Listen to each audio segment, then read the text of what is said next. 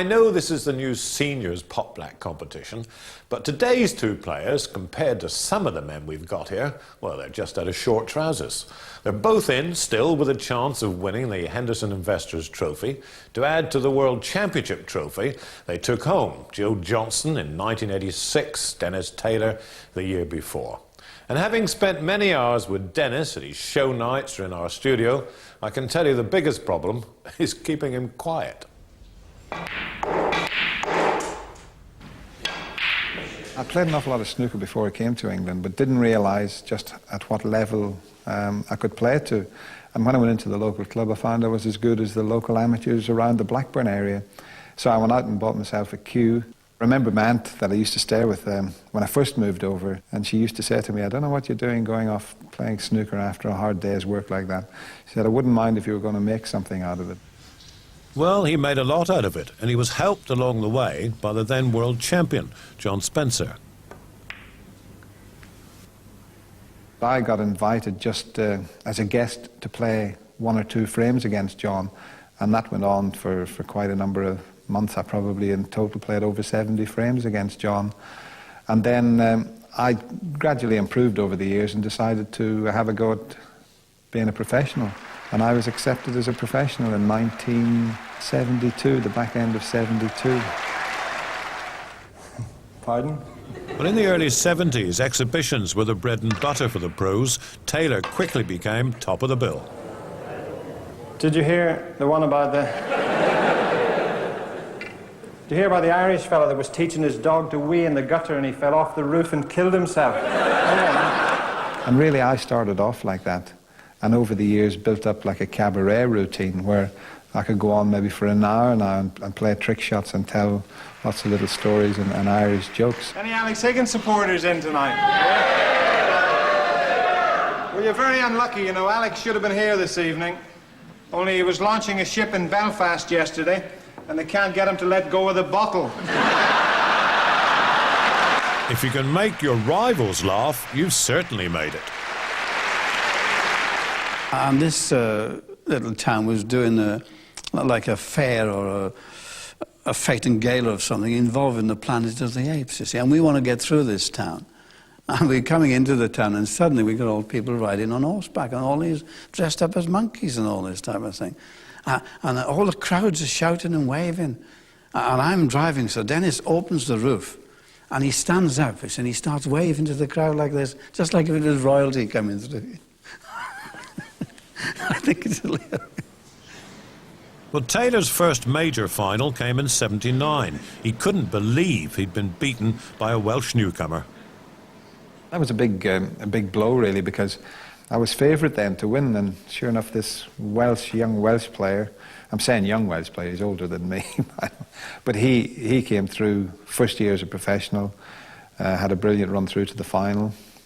It was a great match against him. We were 15 games each going into the final day, and I knew one of the two of us was going to win the session by, 3 or 4 frames, and it turned out it was Terry on the final day that just got his nose in front.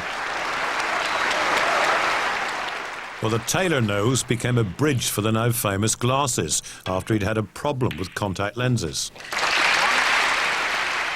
Never played in spectacles, and really the first pair of snooker specs that I had, the ones I won the World Championship with, were made by hand by Jack Carnham. He said, "Dennis, you know you can have these made in half an hour by a machine."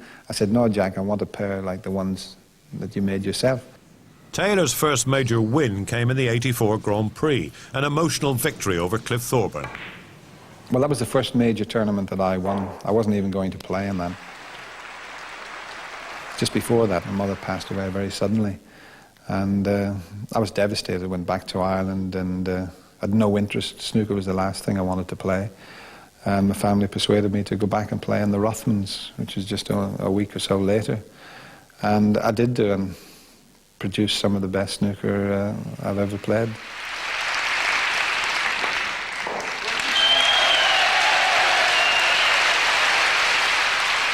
And I beat Cliff 10 frames to 2. Snooker had taken a back seat. I wasn't really worried about it, and I just seemed to go out and play the way I would sort of do in practice. And and managed to win the first major tournament.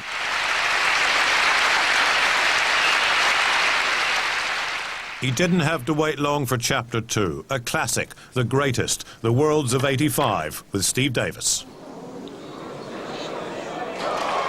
Really, I should have been dead and buried when I was 8-0 down. I mean, everybody, the sponsors, Peter Dyke from Embassy, the BBC, everybody thought it was going to be the worst final in the history of the game. He was getting whiter and whiter by the shot, and I was getting redder and redder by the shot, the way we were reacting. And nobody could ever envisage a match going right to the last black. I mean, I was going for doubles across the table, doubles from one end, treble, any sort of chance I got, I was going to go for it. The final was watched on BBC Two on a Sunday after midnight by a record-breaking 18.5 million people. Taylor's comeback had defied all the odds, ages before he'd looked a runner-up.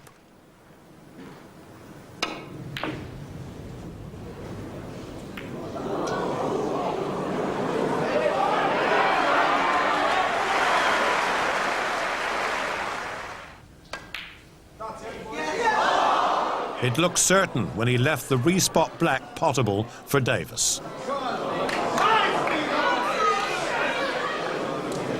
That was the biggest shot of his life.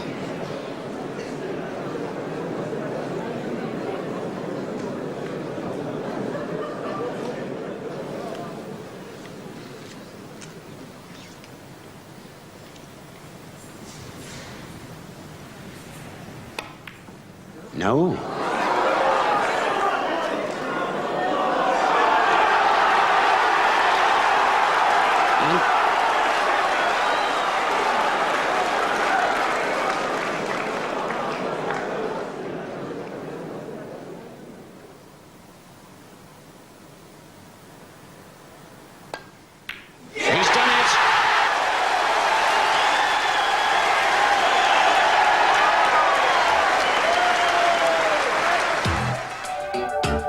From there on, it's become crucible to catwalk for the Irishman. Dennis Taylor will always be remembered primarily for the 1985 World Final and the final black drama, but he's done a lot of other good things in snooker as well. When he won the Masters in '87, that was a great match. He was 3 down with 4 to play and recovered to beat Alex Higgins. He's played to a pretty high standard for a long time. And there's a standard still there, as we'll see in our first seniors Pot Black semi-final.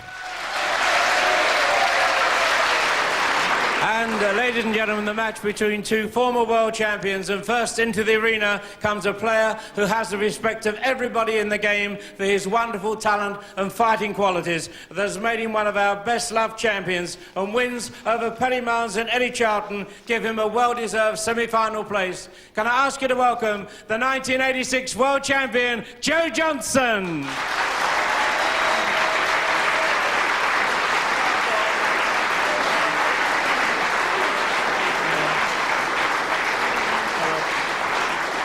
And Joe's opponent, one of snooker's real characters and a brilliant entertainer who, since winning the world title, has won tournaments from as far afield as Tokyo to as near as his homeland in Northern Ireland. Ladies and gentlemen, he's defeated John Spencer and Doug Mountjoy to win a semi-final place. Can I ask you to welcome the 1985 world champion, Dennis Taylor.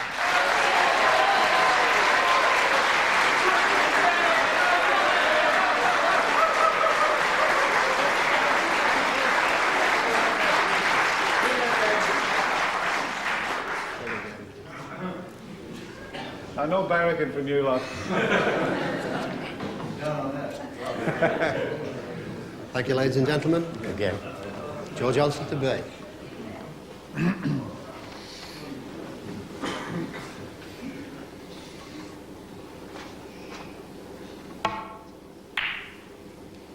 Joe Johnson, the 1986 world champion, versus Dennis Taylor, the 1985 world champion. Both still formidable competitors on the circuit.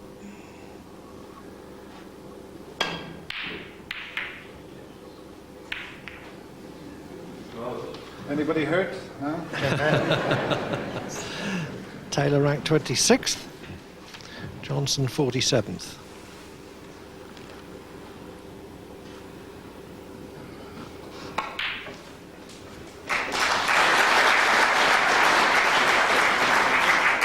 One.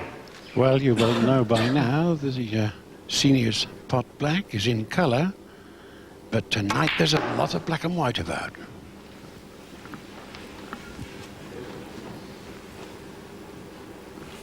Six.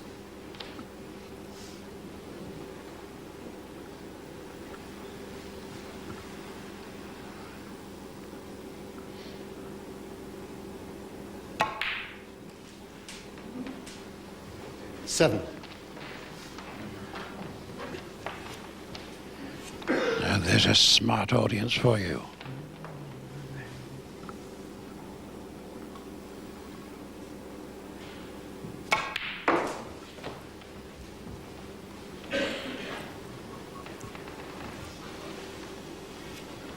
Ten.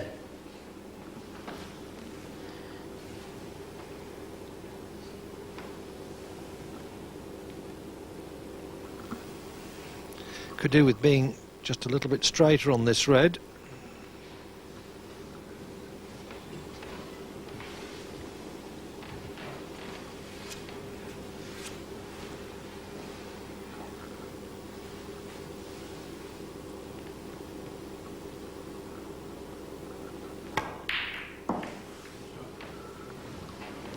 $11. Well, that's come out rather nicely. And Joe Johnson obviously means business.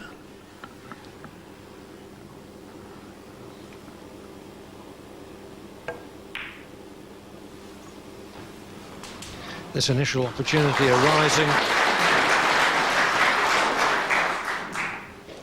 18. From a rather wild attempt at a long red from Taylor. 19.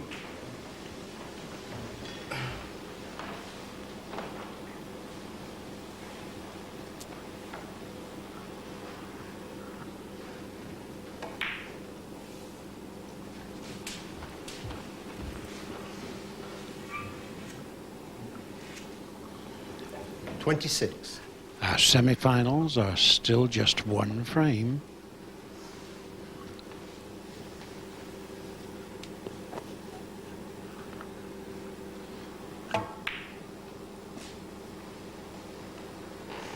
$27.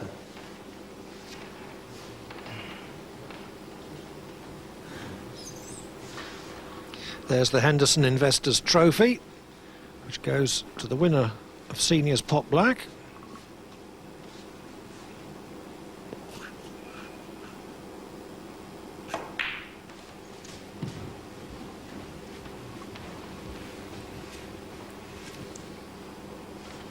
$32.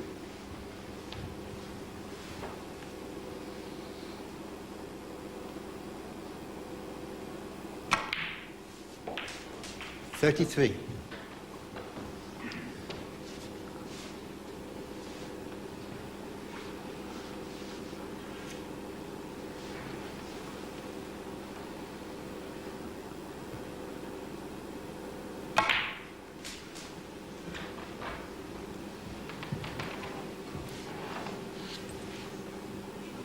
$38.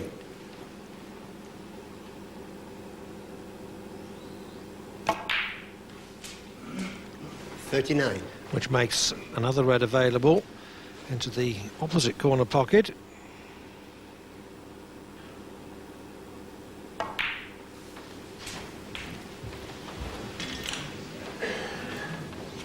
So far in this seniors 46. pot black, the highest break has been 56, made by Joe's opponent, Dennis Taylor.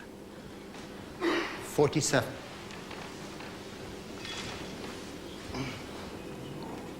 Now he's getting a little concerned.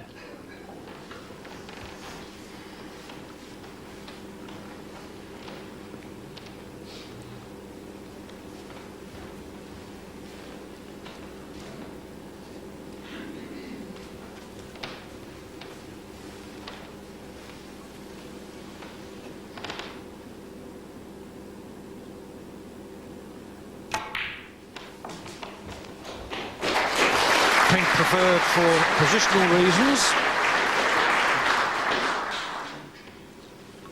53.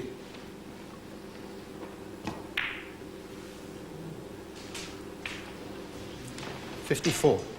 I think that he was quite surprised to pot that in the end because he didn't intend to hit the red he did first. Still managed to pot the one that he was going for.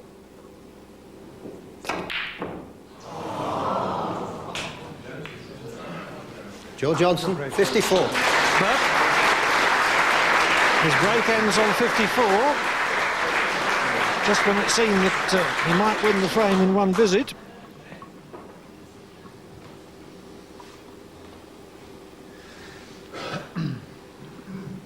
He certainly left Dennis with a bit of a task now.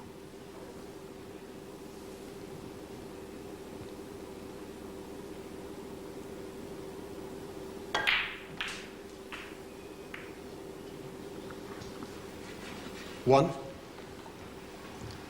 Intended to come past that second red.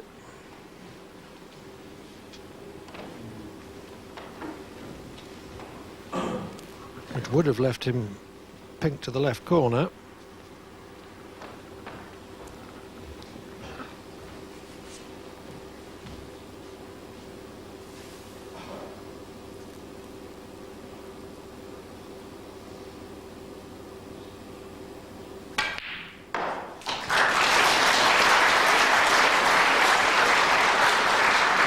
Nice one, that. 6.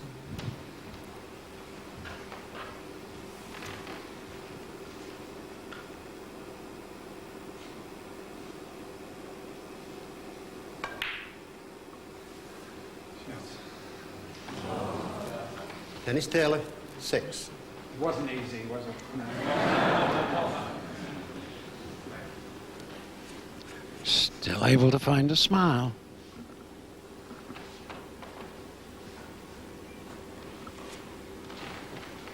Yes, he played that shot in such a way that he wasn't leaving another red. If he did miss it,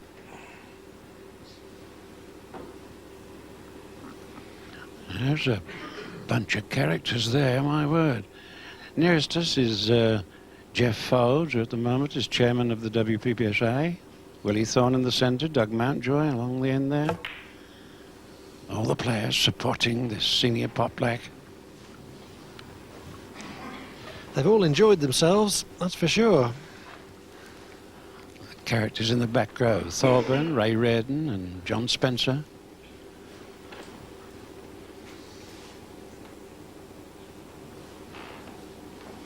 Could be a gaggle of goons, I suppose you could say.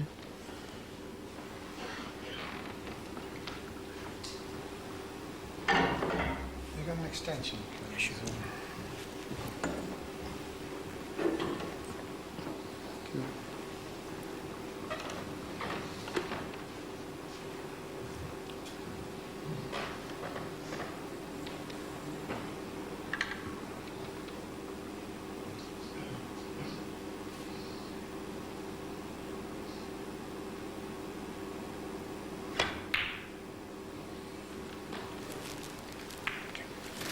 That was well thought out.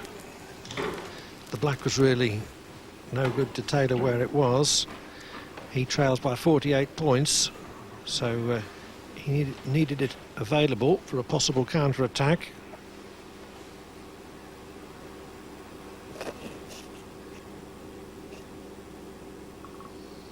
I wonder if he realised, though, that that red went past the pink.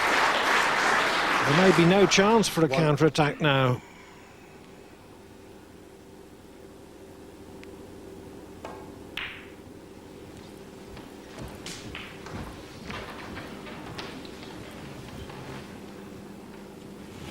Seven. 55 in front, but still 59 on the table, so one further red required by Joe Johnson to leave Dennis Taylor needing a snooker.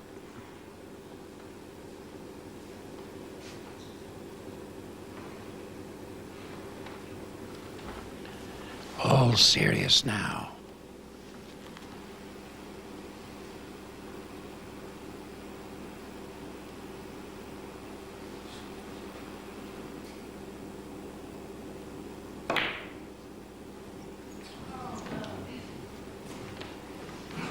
Joe Johnson, 7.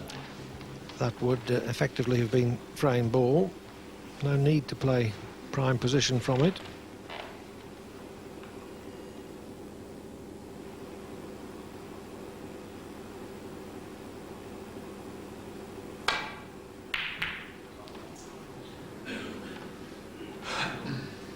Has he had a slice of luck? Is the yellow covering the red over the pocket?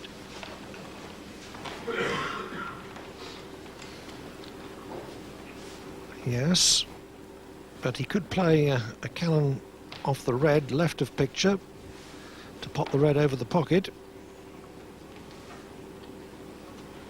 Or, Clive, he can swerve. 1.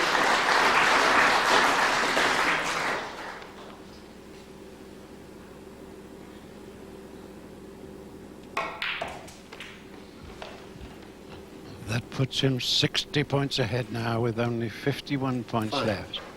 And that's going to be less in a moment. So Dennis there sees the semi-final disappear from sights. 6.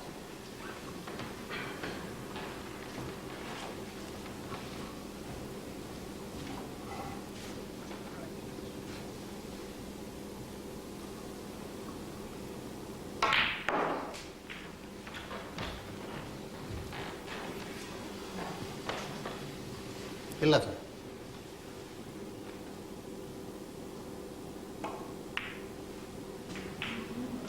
12. Joe Johnson's initial effort of 54 laid the foundation for his success in this semi-final.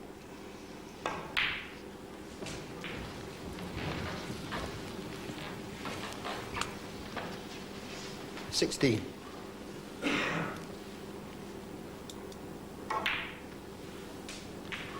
17. Not seen all that often on television these days, and then generally only in the early rounds. What's the table like, Joe? Is it nice?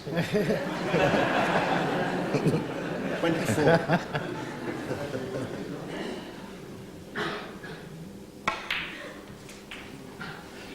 Rolls off a bit. Left hand. And recently he's also placed his experience and advice at the disposal 29.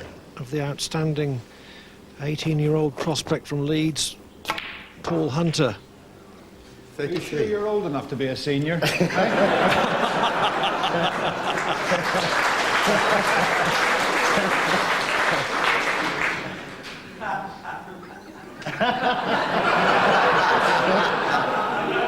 I recognise that laugh.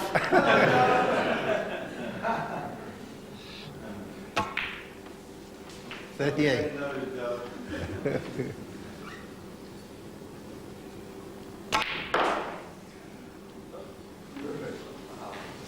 $44.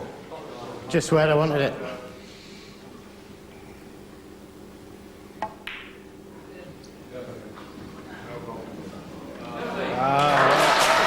So, with breaks of 54 and 51, Joe Johnson produces an impressive semi-final performance. He beats Dennis Taylor and now will play either Terry Griffiths or Graham Miles in the final. Ladies and gentlemen, a very entertaining match. Your appreciation for Dennis Taylor. Into the final goes Joe Johnson.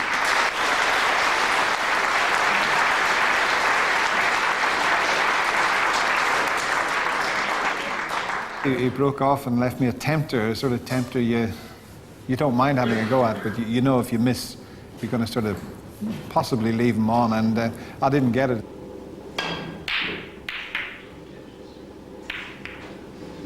Joe knocked in a lovely 54 break, and he was a little bit unlucky that he went close to the cushion, because it looked like there was a chance of a century break there, and but that's the sort of thing can happen. Joe's still playing competitively, and you know, one chance and the frame's over. I've been wanting to get into Pot Black for a long, long time, and here I am. I'm in the final. It's great. I'm very pleased. One frame snooker can go anyway, and it's just a matter of who gets in first.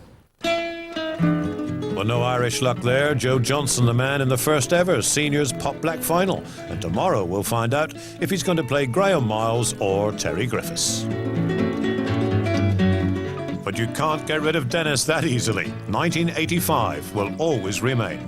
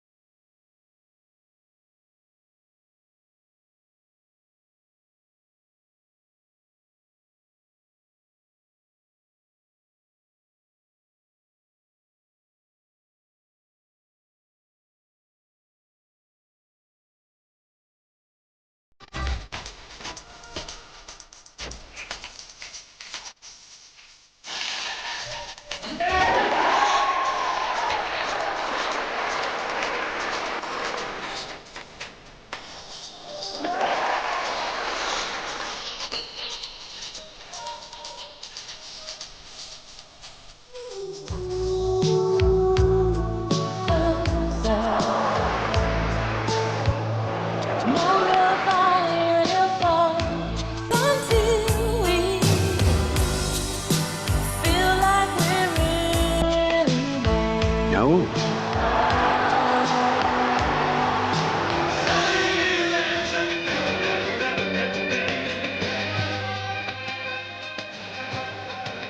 He's done it. Very happy and popular man. Yes, that was the night, or to be more precise, the early morning, we never stopped talking about. Not just a great snooker occasion, one of sport's great moments. What's tomorrow then? Oh yes, this is one where you will be able to blink, and you certainly won't miss it. When I look back to my first championships in '79, I mean, I've got all the play of that, and I was playing very slow, I can tell you. But because I was winning, people tend to overlook it. But then as the years went by, people were saying I was playing slow, but I've always played slow. It's not intentional, it's just, you know, the balance of my play.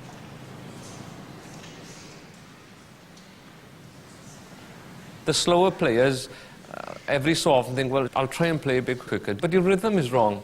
You used to play, and my timing and my rhythm goes with everything else. The times I walk around the table,